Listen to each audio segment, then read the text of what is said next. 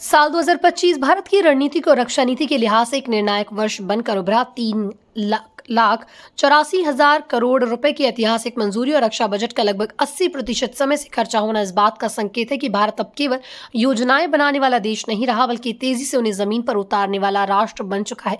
सरकार का फोकस स्पष्ट है, राष्ट्रीय सुरक्षा को मजबूत किया जाए और भविष्य की चुनौतियों के लिए सेना को पूरी तरह तैयार रखा जाए। बदलते वैश्विक हालात और क्षेत्रीय सुरक्षा चुनौतियों को देखते हुए भारत ने अपनी रक्षा रणनीति में आत्मनिर्भरता को केंद्र में रखा। यही वजह है कि 2025 में लिए गए फैसलों ने देश की सामरिक तस्वीर को पूरी तरह नया रूप दे दिया। रक्षा क्षेत्र में स्वदेशीकरण में को मजबूती देने के लिए सरकार ने निजी क्षेत्र की भागीदारी को बड़े स्तर पर बढ़ावा दिया।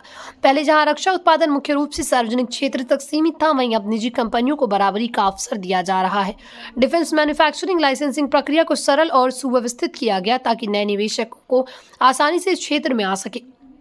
लाइसेंस लेने की समय सीमा कम की गई और अनावश्यक मंजूरियों को खत्म किया गया। इसका नतीजा ये हुआ कि कई घरेलू कंपनियां अब ड्रोन, मिसाइल सिस्टम, आर्टिलरी और इलेक्ट्रॉनिक वारफेयर जैसे क्षेत्रों में तेजी से आगे बढ़ रही हैं। इससे न सिर्फ उत्पादन बढ़ा है, बल्कि तकनीकी क्षमता में भी बड़ा सुधार देखने को मिला। 2025 में रक्षा खरीद प्रक्रिया में भी बड़ा बदलाव देखने को मिला है। सरकार ने स्पष्ट कर दिया है कि जहां संभव होगा वहां घरेलू उत्पादों को प्राथमिकता दी जाएगी। इसके लिए इंडिजिनस डिजाइन और डेवलपमेंट पर आधारित परियोजनाओं को तेजी से मंजूरी दी गई। 3,84,000 करोड़ की मंजूरी में लड़ाकू विमान, नौसेना के युद्धपोत, आधुनिक हथियार प्रणाली और सीमा सुरक्षा से जुड़े कई बड़े प्रोजेक्ट शामिल हैं। खास बात यह है कि बजट का 80% हिस्सा समय रहते खर्च किया गया, जिससे परियोजनाओं में देरी की समस्या काफी हद तक कम हुई है। इससे सेना को जरूरी संसाधन समय पर मिलने लगे और ऑपरेशनल रेडीनेस में भी स्पष्ट सुधार हुआ। आपूर्ति श्रृंखलाओं की सुरक्षा भी 2025 की रणनीति का अहम हिस्सा रही। वैश्विक स्तर पर सप्लाई चेन में आई रुकावटों से सबक लेते हुए भारत ने अपने रक्षा उत्पादन के लिए घरेलू सप्लायर्स को मजबूत किया।